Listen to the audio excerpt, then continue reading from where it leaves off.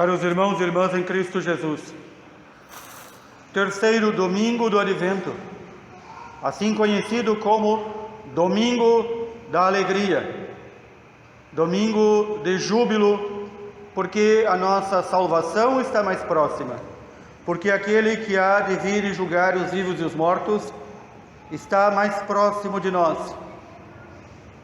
porque a lembrança do nascimento do Senhor está mais próximo de nós. Por isso, neste domingo, a igreja já depõe o roxo do cuidado, da atenção e até podemos dizer da penitência preparativa para o Natal do Senhor, para mostrar-nos o róseo. A cor rosa é um matiz do roxo, para mostrar que a alegria do Senhor deve ser sempre a nossa força. Esta alegria que o Senhor promete para os seus não se compara em nada a nenhuma alegria humana. E este é um problema nosso. Nós somos tão apegados a esta vida mortal e às coisas deste mundo que muitas vezes confundimos ou não conseguimos nos aprofundar na verdadeira alegria que vem do Senhor. Quantas vezes, nesta nossa vida mortal e tão curta, conseguimos saborear a alegria que vem de Deus? Raríssimas são essas vezes, porque nós estamos centrados demais em nós mesmos, em nossas coisas, em gozar e viver esta vida. E esquecemos, e não nos aprofundamos por causa disso, de que a alegria que o Senhor promete é plenitude. É o chamado gozo e contentamento, a ausência de toda dor e pranto, a ausência de tudo aquilo que é caduco, daquilo que passa. Esta é a alegria que vem do Senhor. É esta alegria que faz seus servos, desde cedo, cantarem louvores ao Senhor, que faz com que seus servos em seu rosto brilhe a alegria que vem de Deus. É o brilho da infinita alegria que vem de Deus. Novamente devo dizer, não é esta alegria humana que nos faz colocar os lábios e os dentes de orelha a orelha. Muita gente confunde isso, e mesmo no culto divino, na Santa Missa, na igreja, acha que se não for um circo, um teatro, um pula-pula, um corre-corre, um sapateio, um rodopio, não está vendo a alegria que vem do Senhor. De fato, aí não há nenhuma alegria que vem do Senhor. Aí apenas ação humana. Todos os santos e santas de Deus que já em terra viveram na intimidade com o Senhor, viviam esta alegria profunda. É uma alegria tal que não faz nos esquecer da condição humana. Não é um ópio, não é uma droga, não é um embotamento do entendimento. É uma alegria que só o Senhor pode nos dar, a alegria verdadeira. E é para esta alegria verdadeira e eterna que Ele nos convida quando partirmos desta vida. É isso que está nos destinado, a alegria eterna, a alegria sem fim, a paz e a felicidade, o contentamento e o gozo. É por isso que a palavra de Deus é já colocada como antífona desta missa: alegrai-vos sempre no Senhor. De novo eu vos repito, alegrai-vos sempre no Senhor. Não são as alegrias humanas, não são as alegrias nossas aqui da terra, que são alegria no Senhor. Elas até podem nos trazer alguma distração das dores e sofrimento, mas não são a alegria do Senhor. De novo, o profeta Isaías nos diz: criai ânimo, não tenhais medo, porque aquele que vive de acordo com a vontade de Deus, que medo há de ter do juiz que vai julgar-nos verdadeiramente, com retidão e justiça? Mas diz ainda o profeta Isaías: fortalecei as mãos enfraquecidas e firmai os joelhos debilitados. Como é que nós fortificamos as nossas mãos e nossos joelhos? Em prece, em oração. Não há outra forma. Não é indo na academia. Nossas preces são aquilo que nos fazem antegozar este gozo eterno com Deus, esta alegria. O contato diário em todos os momentos de nossa vida, como manda o Senhor, orai sem cessar, é que nos fazem saborear o próprio Senhor e viver da sua alegria. Mais ainda, a palavra de Deus, na carta de Santiago, nos recorda de maus comportamentos que temos que banir entre nós. De nada nos serve vivermos pensando que somos justos diante do Senhor, porque nós rezamos, porque nós nos penitenciamos, porque nós fazemos jejum, se nós não mudarmos certos comportamentos. Santiago, São Paulo, os apóstolos, todos vão dizer isso muito claro. Não vos queixeis uns dos outros, para não serdes julgados. Tomai como modelo de sofrimento e firmeza os profetas que falaram em nome do Senhor. E o que aconteceu com os profetas? Foram todos mortos pelo próprio povo de Deus que devia acolhê-los. E aqui o mandamento explícito na carta de Tiago e também em tantas cartas de Paulo que nos dizem: longe de nós a murmuração, longe de nós como cristãos a murmuração. Vejam, cada um examine a sua vida, pare um instante e pense: como somos lentos para agradecer a Deus, até mesmo pelo irmão que nos incomoda. Porque o irmão que nos incomoda nos desafia a sermos santos. E como somos rápidos para abrir a nossa língua essa que foi criada para louvar a Deus, para despejar a murmuração. A murmuração, a recriminação, que vão levar, mais cedo ou mais tarde, a calúnia e a difamação, que vão levar-nos a viver uma vida amarga e que transforma a vida daqueles que convivem conosco também numa vida amarga. Por isso os apóstolos tantas vezes nos dizem: longe de nós a murmuração. O apóstolo Paulo, entre aquelas pessoas, aquela classe de pessoas que, se não se converter, não herdará o reino dos céus, coloca também os murmuradores, aqueles que estão sempre se queixando de algo, sempre reclamando, sempre dando patada e coice. Estes, se não se converterem, estão na categoria dos que não herdarão o reino dos céus. Qual é o motivo que o Senhor exclui do seu reino os murmuradores? Porque eles não toleram nada, porque eles se consideram o centro do mundo. Tudo o que falam ou que fazem, os murmuradores pensam que é contra eles.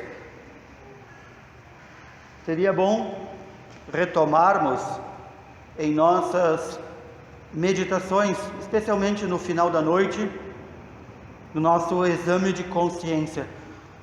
Sugiro até pegarmos uma caneta, um lápis e um papel, e depois, claro, esconder bem esse papelzinho ao queimar, e anotar quantas vezes eu me queixei ou murmurei durante a vida, durante esse dia.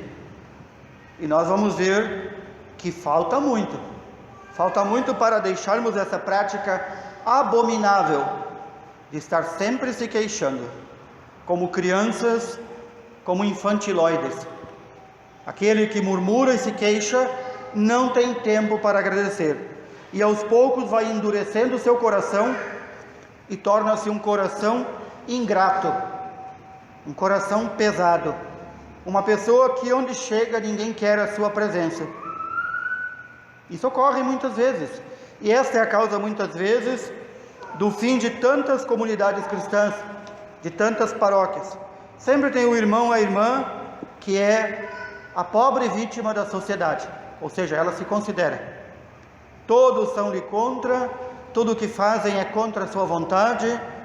Ela não pode ver uma vela torta que tem que reclamar, mas ela não vai lá arrumar a vela. Se ela acha uma sujeirinha no chão da igreja, ela vai lá reclamar também, mas ela não é capaz de pegar uma vassoura e varrer. Ela gosta de reclamar. Ela gosta, como um cachorro de rua, de lamber e abrir de novo as próprias feridas, para poder dizer a todos: vejam como eu sou importante, vejam quanto eu sofro, ninguém me ama, ninguém me quer, ninguém me entende, pobre de mim. Este não pode herdar o reino dos céus, porque ele já se colocou como seu próprio Deus. A sua vida gira em torno de si mesmo. Há poucos dias atrás, entre tantas pessoas que atendo para a direção espiritual, para a confissão, para uma orientação, uma pessoa que passa o dia inteiro fazendo nada, dizia: eu não encontro sentido para a minha vida. Isso é bem mais comum do que imaginamos. Não encontro sentido para a minha vida. Muito bem, disse eu, tu tens tanto tempo livre, vai lá no asilo e te oferece para limpar, para lavar, para dar banho nos idosos. Ah, mas eu tenho nojo disso. Claro que tu tem nojo disso, porque a tua vida é se queixar que não tem sentido, e tu não quer colocar sentido na tua vida. Tu não quer servir, tu quer ser servido, tu queres ser o centro da atenção. Todos nós conhecemos aquelas pessoas em nossos tempos em que vivemos, que são verdadeiras farmácias ambulantes. Não basta comprar todo tipo de remédio, mas ainda tem que contar para todo mundo. E se alguém disser que tem uma dor de cabeça, ele tem uma dor de cabeça pior. Se alguém diz que dói o dedinho do pé, ele diz que dói o corpo todo. E por aí vai. São os murmuradores. São aqueles que onde chegam tem que botar defeito, achar desgraça. Estes perdem não só o sentido de gratidão a Deus e ao próximo. Estes perdem não só aquilo que de mais belo recebemos, que é a abertura ao serviço ao outro. Servir é ser maior no reino dos céus. Estes perdem principalmente a capacidade de amar. O Senhor, quando nos fez a sua imagem e semelhança, quis com isso nos dar a liberdade e a capacidade para amar. E aquele que vive num mundo de murmuração, de reclamação, de recriminação, já não é livre, como um drogado e um bêbado não é livre. A sua droga, o seu álcool, é fazer-se de vítima e reclamar de tudo e de todos. Sempre. Ele já é um drogado, já não é mais livre. E como ele não consegue ver amor, até mesmo naquele que nos desafia e nos contesta, e nas situações que lhe são adversas, ele já fechou seu coração para o amor. Portanto, ele vai obscurecendo e perdendo a capacidade de identificar-se com Deus, que é livre e ama. Tomai como modelo de sofrimento e firmeza os profetas. Não vos queixeis uns dos outros, para não serdes julgados. Fortalecei os vossos corações e ficai firmes, porque a vinda do Senhor está próxima. Mas diz ainda a carta de São Tiago, olhemos o exemplo do agricultor. Ele planta na esperança de que há de colher. Ele planta e não vê, enquanto dorme, a planta crescendo. Ele espera o precioso fruto. Nós também, pela fé, esperamos o precioso e imperecível fruto que é a vida eterna. Para isso temos que plantar, para isso temos que cercar de cuidado, carinho e atenção a nossa fé. Isso se faz pela oração, pelo jejum, pela penitência. Isso se faz também por crescer na fé, no conhecimento da fé. É certo que nós também somos um caniço, apenas um caniço. O filósofo, pensador e um grande cristão, Blaise Pascal, já dizia: é certo que o ser humano, é certo que o homem é um caniço. Não é nada mais do que um caniço, mas é um caniço pensante. Quando o Senhor fala de João Batista, aquele que o precedeu para preparar um povo perfeito para a sua vinda, diz: o que é que fostes ver lá no deserto? Um homem bem vestido? Um profeta? O que fostes ver? Um caniço agitado pelo vento? O caniço, lá no banhado onde ele nasce, ele fica assim o dia inteiro, dia e noite, sendo agitado pelo vento. Nós somos esse caniço. João Batista não era um caniço. Significa o quê? Que João Batista era um homem firme, firme na fé, firme nas convicções que seu Deus lhe havia dado. Somos nós também chamados a não ser caniços, agitados. Ou, quem nunca viu um caniço no banhado, já deve ter visto uma folha levada pelo vento. Nós não somos chamados a ser folhas levadas pelo vento. E quantos que qualquer doutrina que ouvem, qualquer conversa fiada, vão como folhas levadas pelo vento, porque não conhecem a sua fé. Nós não somos chamados a ser caniços chacoalhantes na vida. Nós somos chamados a ser como uma figueira, firme, bem plantada, que dá frutos no tempo devido, enraizadas em Deus. E diz nosso Senhor que João Batista, não só porque assumiu a missão de precedê-lo e preparar um povo perfeito para a vinda do Senhor, mas também porque se manteve firme e inclusive perdeu a vida por defender a verdade.